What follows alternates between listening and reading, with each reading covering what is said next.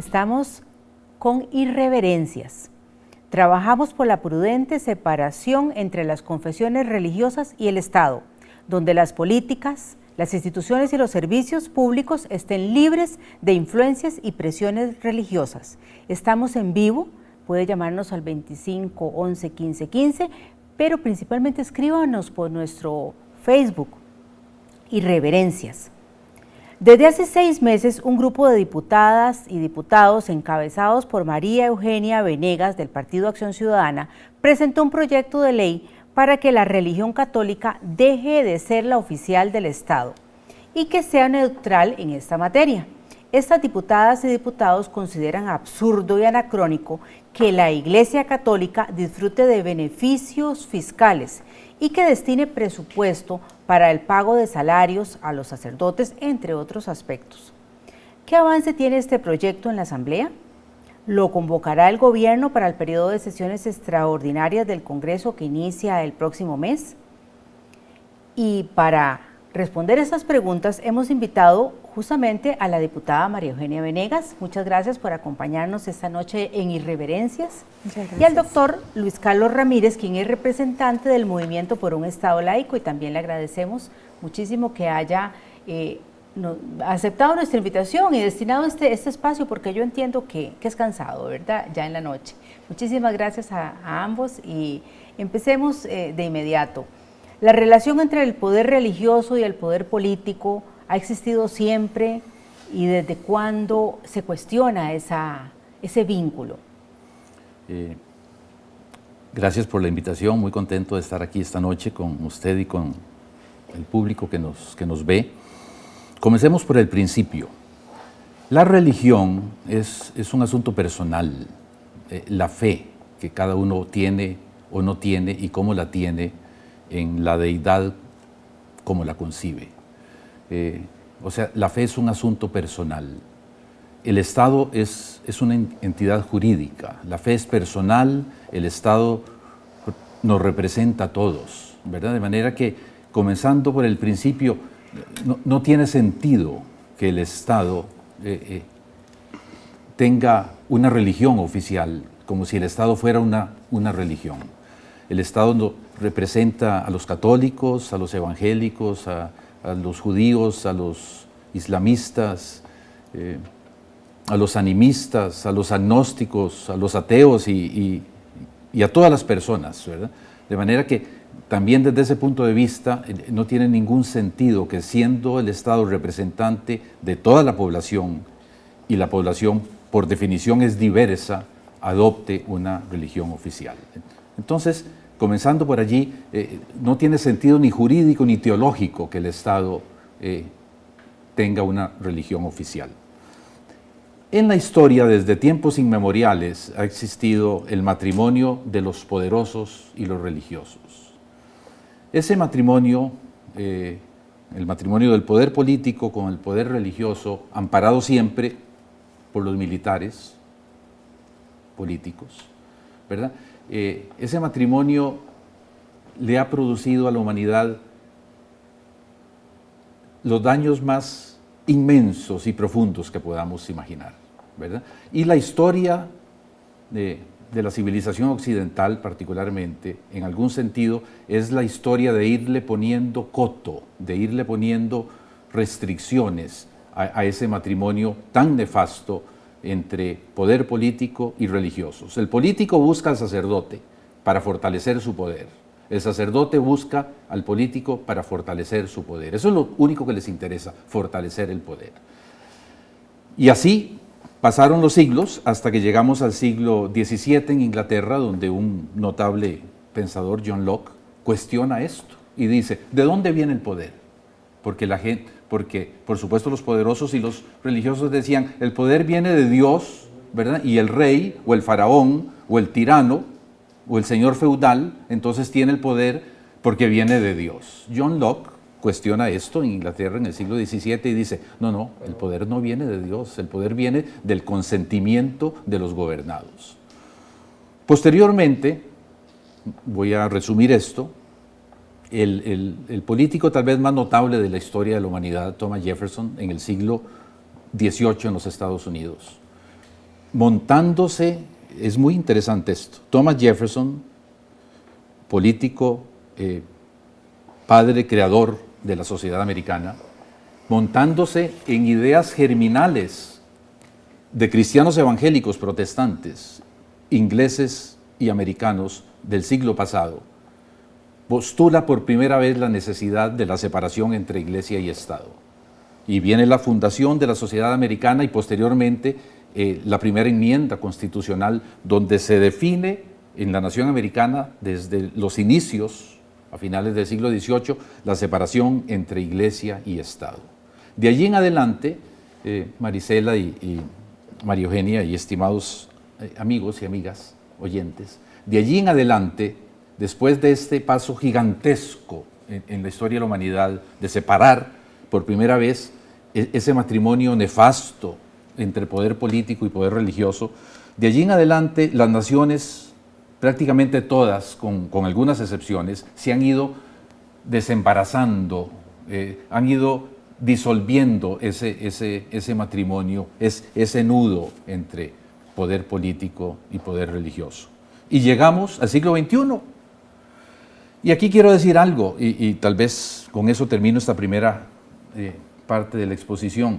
Llegamos al siglo XXI y es inconcebible, amigas y amigos oyentes, y es vergonzoso para Costa Rica, que somos el único país del continente americano con religión oficial, donde todavía el poder político se matrimonia, se hace un nudo con el poder religioso para fortalecer cada uno el poder respectivo. Es una barbaridad. Costa Rica es un país de talante liberal, Costa Rica es un país muy respetado por la democracia, por su estado social de derecho, por muchas cosas que nos hacen nación notable. Tenemos muchas cosas buenas en este país, tenemos algunas regulares, tenemos algunas malas, pero lo peor, diría yo, lo peor es que en el siglo XXI Costa Rica sea el único país donde todavía poder político y poder religioso están matrimoniados para defender los intereses de cada uno. Y ahora más adelante, porque eso es importante, por supuesto, porque algunos televidentes pueden decir, bueno, ¿y cuál es el problema? Ahorita vamos a comentar cuál es el problema, cuáles son las inmensas repercusiones negativas de que los grupos religiosos interfieran en el Estado y bloqueen los proyectos de bien público de acuerdo a sus puntos de vista, digamos, religiosos, que no son los puntos de vista de la mayoría de la población. María Eugenia, de esto que nos ha expuesto Luis Carlos, pienso yo que las y los diputados, encabezados precisamente por su iniciativa, se inspiraron, reflexionaron precisamente sobre esta necesidad de la separación de la Iglesia y del Estado, y ustedes presentaron este proyecto en el mes de junio. ¿Qué ha pasado con este proyecto? ¿Ha habido algún avance? Bueno, tal vez quisiera, aparte de saludar a todas las presentes acá y al público, decir que nosotros nos inspiramos en una coyuntura particular porque llegamos a la Asamblea no solamente con la negativa de un proyecto también de Estado laico, que en el año 2009 había sido rechazado, sino también con una serie de proyectos que tienen que ver con materia de derechos humanos, derechos sexuales y reproductivos, donde sentíamos fuertemente la presencia del poder religioso, impidiendo la toma de decisiones que se pudieran traducir en política pública. Entonces yo diría que la coyuntura favoreció el replanteamiento de lo que podríamos llamar la construcción de una democracia más sólida y más acorde con los tiempos.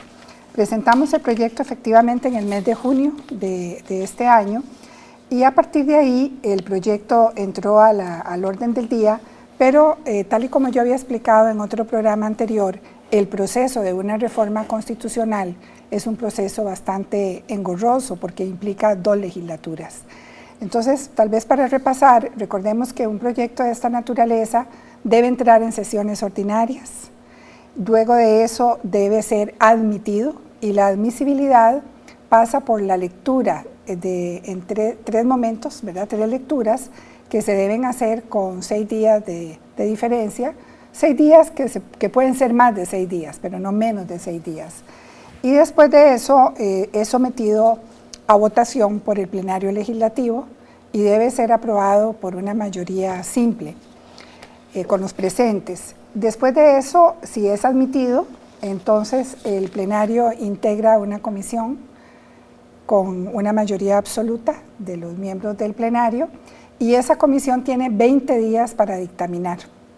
Y pasados los 20 días debe regresar al plenario para 2 debates. Esos 2 debates se deben hacer en 2 días distintos. Y posteriormente, si se aprueba, con 38 votos, pasa a la comisión de redacción para que la afine y regresa al plenario para que sea votado. El directorio lo firma, lo envía al Ejecutivo y el Ejecutivo debe incorporar en el próximo discurso del 1 de mayo la importancia de que este proyecto sea conocido en la siguiente legislatura. Y entonces cuando entra a la siguiente legislatura, una vez que ha pasado eso, entonces vienen 3 nuevas lecturas. Ese es el proceso largo.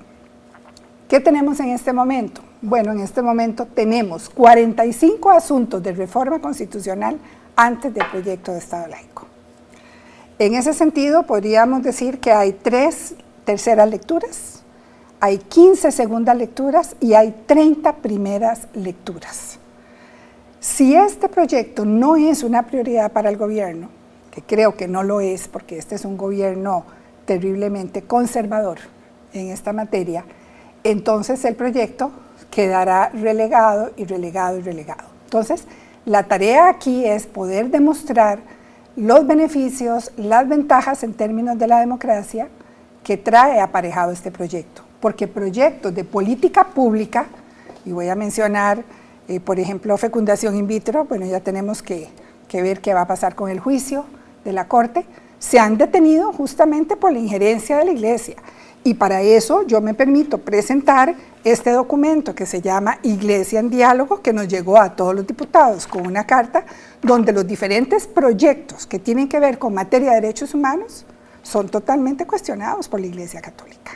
Entonces aquí es donde nosotros vemos la importancia de una neutralidad religiosa, que no significa negar las religiones, que significa darle la oportunidad a todas las religiones de realizar su tarea, pero fuera del ámbito del gobierno y de las decisiones del gobierno.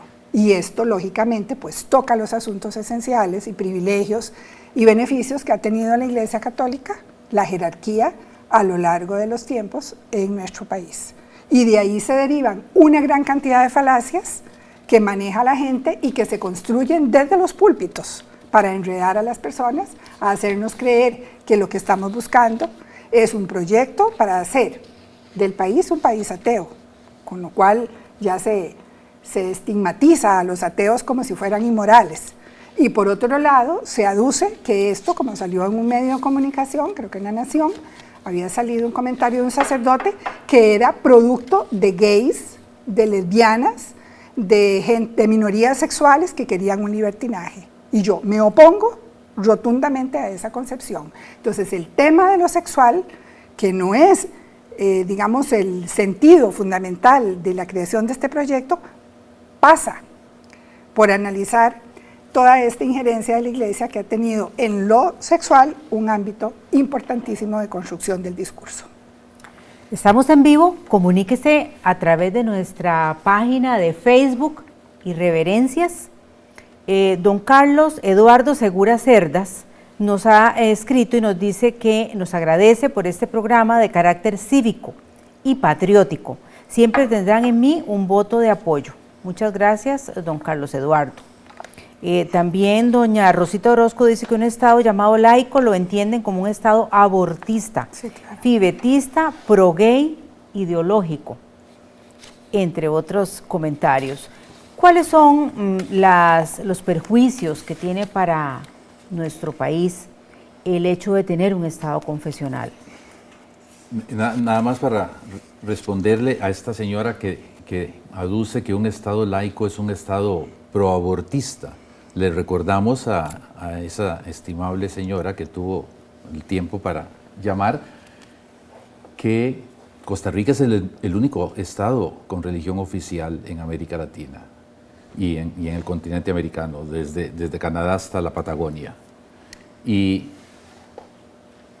la mayoría de los estados latinoamericanos tienen prohibición del aborto, de manera que, señora, usted está equivocada, ¿verdad? Un estado laico no implica para nada ser un estado abortista. El aborto es permitido legalmente en el continente americano, en Canadá, en los Estados Unidos, en el Distrito Federal de México, en Cuba, en alguna de las Guayanas, que no recuerdo en estos momentos, y recientemente en Uruguay. Tal vez la pregunta más importante es, bueno, Costa Rica es un país muy liberal, ciertamente es un país muy liberal. Es decir, son los políticos los que son conservadores, pero no la población. Vean ustedes, Maricel, doña María Eugenia, vean qué interesante lo que pasó con el programa de educación sexual que promovió el Ministerio de Educación Pública. Una aprobación inicial del 77% de la población. Y después de que echa a andar una aprobación de más del 99% de los estudiantes y de los padres de familia para que sus hijos recibieran educación en la afectividad y en la educación sexual. Y un grupo pequeñito de religiosos conservadores, católicos y evangélicos, oponiéndose al sentimiento de la mayoría, inundó la Sala Cuarta con recursos de amparo e hizo todo lo posible por detener este programa, que dicho sea de paso, había sido detenido antes con éxito, ¿verdad? Por décadas en este país, ¿verdad?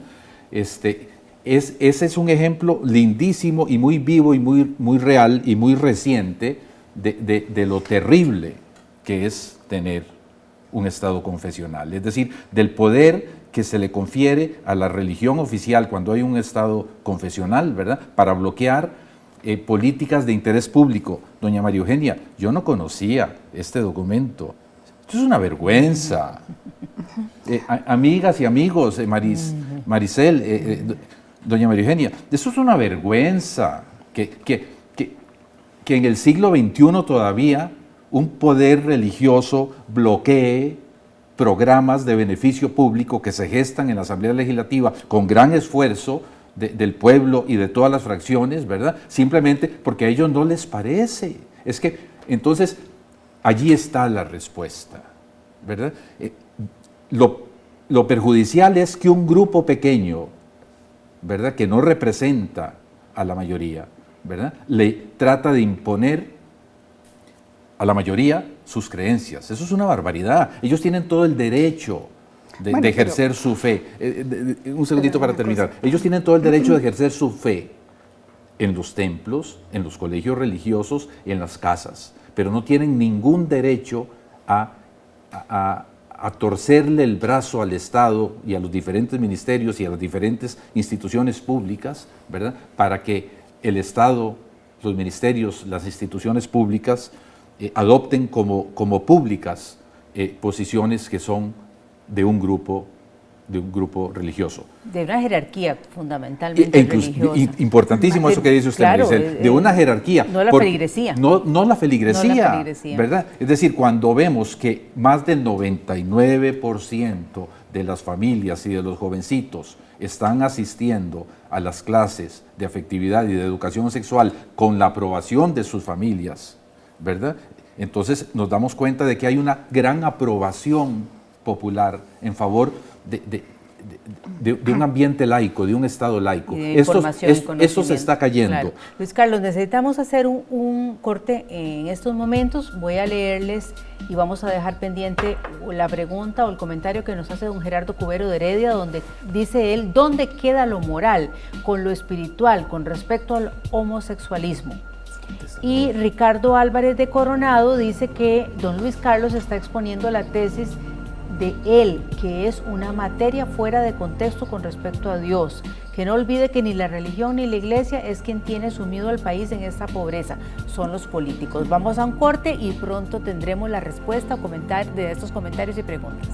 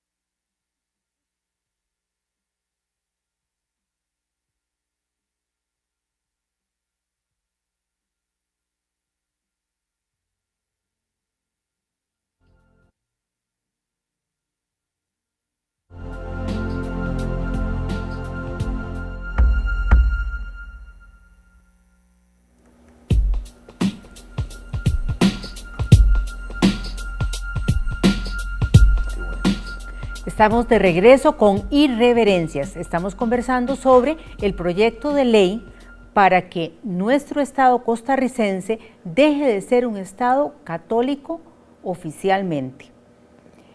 María Eugenia, nos quedaron pendientes un par de comentarios y preguntas de nuestro público.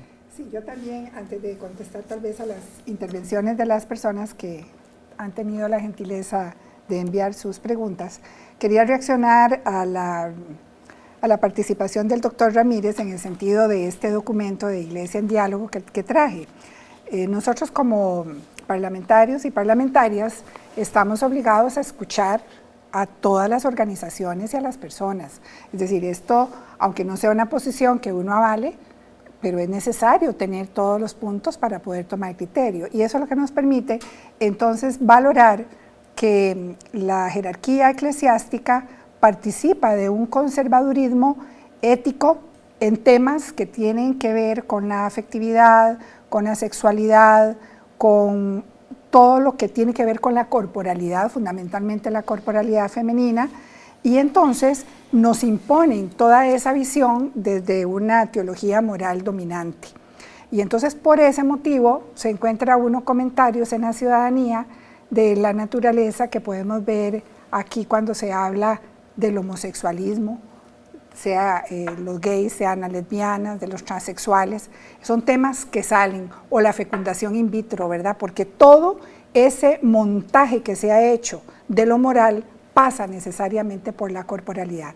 Recordemos que en la cosmovisión de Occidente, que ha sido la que nos ha socializado, el discurso ha sido eclesiástico, filosófico y jurídico. Entonces nosotros hemos sido descarnados de pensar nuestra corporalidad. Y entonces yo lo que aprecio es que detrás de toda esta negativa de aceptar un Estado no confesional, se esconden, por un lado, los asuntos de poder, o se esconden o se hacen muy evidentes, los asuntos de poder, la influencia de todo ese marco de valores que nos quieren imponer y desde las cuales tenemos que leer el mundo, asuntos de tipo económico que se traducen o reflejan los beneficios y los privilegios que ha tenido, en este caso hablamos de la Iglesia Católica porque es la religión oficial, y por otro lado la sostenibilidad del status quo. Entonces esa primera pregunta pues tiene que ver, usted va a ver en las reacciones, en los periódicos, en el Facebook, en redes sociales, siempre las referencias a que si nosotros quitamos la religión católica, vamos a llenar este país de homosexuales, de abortistas, sí. Y de hecho a mí me catalogan de esa manera, ¿verdad? Y respetando. Dice doña Rocío Morales de Paso Ancho que el Estado laico lo que trae es corrupción.